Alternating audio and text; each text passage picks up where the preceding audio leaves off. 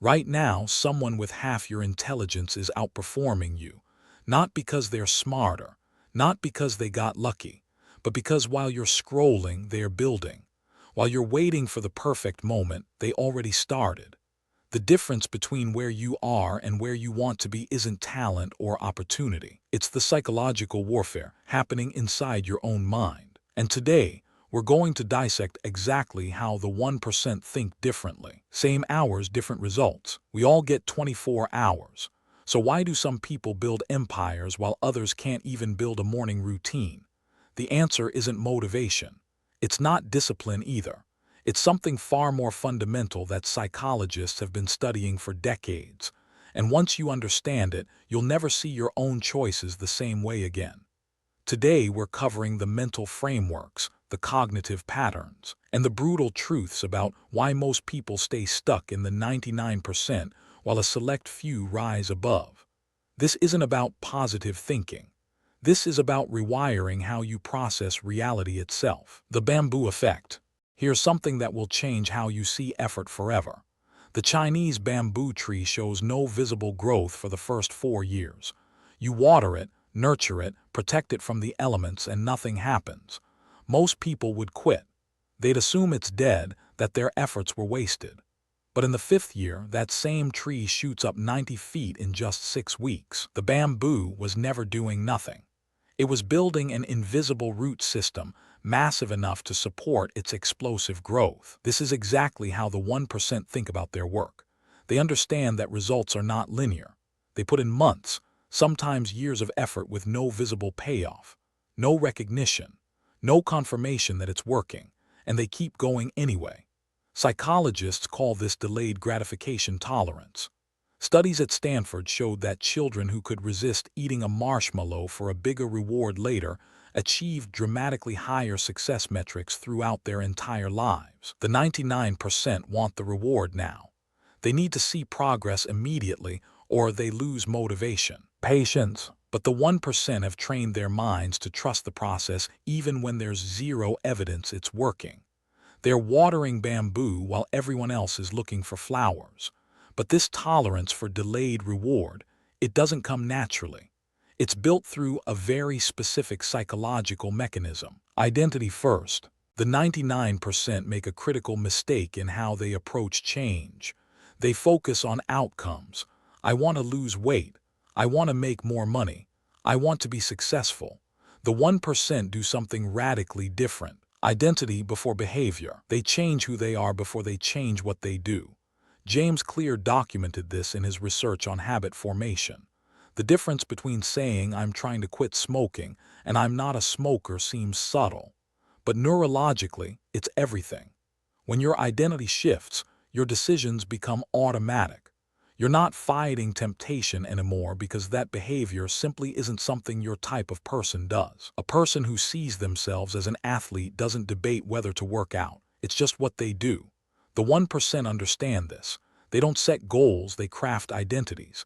They ask themselves, what would the person I want to become do right now? And then they do that thing, even when they don't feel like it, especially when they don't feel like it. Now that you see this pattern in yourself, that constant battle between who you are and who you want to be, hit like and subscribe to keep exploring the depths of your psyche with me. There's so much more to uncover, because identity alone isn't enough. The 1% combine it with something even more powerful, discomfort seeking. Here's where most people go wrong. They organize their entire lives around avoiding discomfort. Comfort is the enemy of progress. They take the easy assignment. They avoid the difficult conversation. They choose the workout that doesn't challenge them. The 1% have inverted this completely. They actively seek out what makes them uncomfortable, not because they enjoy suffering, but because they understand a fundamental truth about the human brain. Neuroplasticity research shows that your brain only grows when it's struggling. When a task is easy, no new neural pathways form. You're just running the same program. But when you force yourself into difficulty, when you push past your current capacity, that's when actual development happens. The 1% treat discomfort as data. When something feels hard, they don't retreat. They lean in. because they know that the resistance they feel is exactly the sign they're doing something worthwhile. Think about your own life. How often do you choose comfort over growth? How many opportunities have you avoided because they felt scary? The 1% don't feel less fear. They just have a different relationship with it. A man who suffers before it is necessary suffers more than is necessary. But seeking discomfort is meaningless without understanding where most people's effort actually goes. Energy audit. The 99% are exhausted, not because they work too hard, but because they waste energy on things that don't matter. Gossiping about coworkers, worrying about what people think, scrolling through social media for hours, getting angry about news they can't control, leaking energy everywhere. The 1% conduct what psychologists call an energy audit. They ruthlessly examine where their mental and emotional resources go throughout the day, and they eliminate every single drain that doesn't serve their vision. This isn't about being cold or disconnected. It's about understanding that attention is your most valuable currency. Every minute you spend worrying about someone else's opinion is a minute not spent building your future. The research on cognitive load theory proves this. Your brain has a limited capacity for decision-making each day. When you waste it on trivial choices, trivial conflicts, trivial distractions, you have nothing left for what actually matters. The 1% protect their mental energy like their life depends on it, because in many ways it does. They say no constantly. They ignore most opportunities. They create environments where focus is the default, not the exception. But even perfect energy management fails without understanding the next psychological principle. Invisible hours. There's a question that separates achievers from dreamers. What do you do when no one is watching? Nobody. The 99% perform for audiences. They work hard when the boss is looking. They exercise when friends might see. They post their progress for validation. But the moment the spotlight disappears, so does their effort. The 1% have built something psychologists call intrinsic motivation. Their drive comes from internal standards, not external recognition. They wake up at 5 a.m. when everyone's asleep. They practice their craft on nights and weekends. They push through when there's no applause, no likes, no encouragement whatsoever. The only way you'll ever know how good you can be is to go somewhere no one is watching and work anyway. This is where the separation truly happens, in the invisible hours, the time that nobody will ever credit you for. The 99% can't tolerate this. They need the dopamine hit of acknowledgement to keep going. They need to feel like their effort is being noticed. The 1% have learned to find satisfaction in the work itself.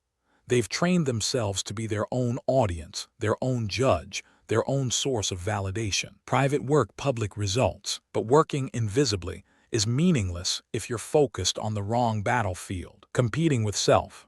Here's a psychological trap that destroys most people's potential. They constantly compare themselves to others. He got promoted faster. She has more followers. They started with more advantages. Comparison is the thief of joy and progress. The 1% have eliminated external comparison entirely. They compete with only one person who they were yesterday. This isn't motivational fluff. It's a psychological strategy backed by research on performance optimization. When you compare yourself to others, you're measuring against variables you can't control. Their genetics, their circumstances, their luck. But when you compare yourself to your past self, every variable is constant except your effort. The 1% track their own metrics obsessively. They journal. They measure. They look for evidence that today they are slightly better than yesterday. This creates a compound effect that's invisible at first but unstoppable over time. 1% better every day means 37 times better in a year. Meanwhile, the 99% waste energy feeling inferior to people who aren't even in their race. They're running someone else's marathon while their own path goes untraveled. The 1% don't care what lane you're in. They're only watching their own stopwatch. But self-competition requires something even more fundamental. Embracing failure. The 99% avoid failure at all costs. They stay in safe jobs, safe relationships, safe routines. Because failure feels like proof that they are not good enough. Failure equals data. The 1% have completely reframed what failure means. To them, it's not evidence of inadequacy. It's information. Every failed attempt is a data point that brings them closer to what works. Thomas Edison documented over 1,000 failed attempts before creating the light bulb. When asked about the failures, he said he had simply discovered 1,000 ways that didn't work. This isn't optimism. It's a fundamentally different cognitive framework. I have not failed. I've just found 10,000 ways that won't work. Research on growth mindset by Carol Dweck shows that people who view abilities as developable rather than fixed consistently outperform those who believe talent is static. The 1% see every failure as evidence that they're pushing their boundaries. If they're not failing regularly, they know they're not trying hard enough. The 99% see the same failure as evidence they should stop trying. Mindset, same data, completely opposite conclusions. But even the right mindset about failure won't save you from the next psychological principle. The gap tolerance. Here's the brutal truth that stops most people cold. There is always a gap between when you start putting in effort and when you see results. Always. And most people cannot psychologically tolerate that gap. They work hard for a week, see no change, and conclude it's not working. They start a business, get no customers for a month, and assume it's a failure. They try to change a habit, slip up once, and abandon the whole thing. The 1% have developed what researchers call frustration tolerance. They've trained themselves to keep going during the gap. They understand that the gap is not a sign of failure. It's a universal feature of all meaningful achievement. Nothing good happens quickly. The space between effort and reward is where champions are made and quitters are lost. The 99% think the struggle means something is wrong. The 1% know the struggle means something is working. They've learned to find meaning in the process itself, not just the outcome. They actually enjoy the difficulty because they know it's building something invisible that will eventually become visible. But tolerating the gap requires fuel, and that fuel comes from the next principle: clarity of vision. Ask someone in the 99% what they want and you'll get vague answers. I want to be successful. I want to be happy. I want financial freedom. These aren't goals. Their wishes. Vague vision, vague results. The 1% have crystallized exactly what they're building, down to specific numbers, dates, and milestones. Not because the specifics matter most, but because clarity creates motivation that vagueness cannot. Your brain needs a target to move toward. Without one, it wanders. It gets distracted by whatever is immediately interesting. It prioritizes short-term pleasure over long-term progress. If you don't know where you're going, any road will take you there. Studies on goal setting consistently show that specificity dramatically increases completion rates. Not maybe I'll exercise more, but I will run 3 miles every Tuesday and Thursday at 6 a.m. The 1% have spent serious time crafting their vision. They know what they're building, why it matters, and what the next specific step is. This clarity acts as a filter for every decision they make. Does this move me toward my vision or away from it? When you know your destination clearly, irrelevant opportunities become easy to refuse. But even perfect clarity can be undermined by one final psychological trap: daily decisions. Here's where everything we've discussed comes together. The 1% understand that success is not built in big moments. It's built in tiny daily choices. Daily, the choice to wake up when the alarm rings instead of hitting snooze. The choice to eat what fuels you instead of what comforts you. The choice to do the hard thing first instead of procrastinating. The choice to stay focused instead of checking your phone. The 99% think these small decisions don't matter. They believe transformation requires dramatic action, massive change, complete life overhauls. But that's not how psychology works. 1. Your daily choices become habits. 2. Your habits become your character. 3. Your character becomes your destiny. The 1% have made peace with this truth. They know that how they do anything is how they do everything.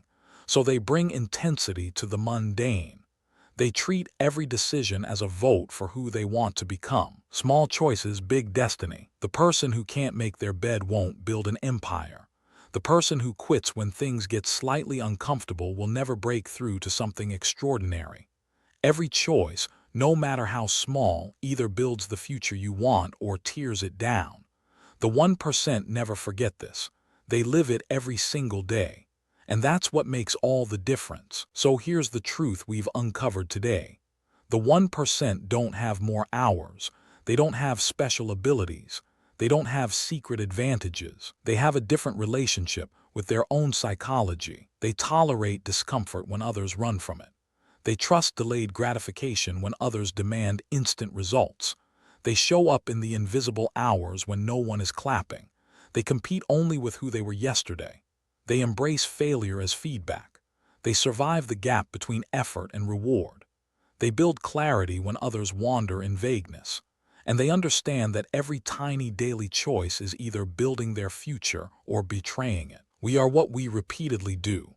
Excellence, then, is not an act but a habit. The question isn't whether you can think like the 1%. You can. The psychological principles are available to everyone. The question is whether you're willing to do the work that others won't, to keep going when there's no evidence it's working, to trust the bamboo is building roots even when you can't see them. You decide today. If you made it this far, comment "Bamboo Mind" if you're ready to start building invisible roots. Welcome to the Psyche Project. If this shifted something in your mind, subscribe and hit the notification bell for more psychological insights that transform.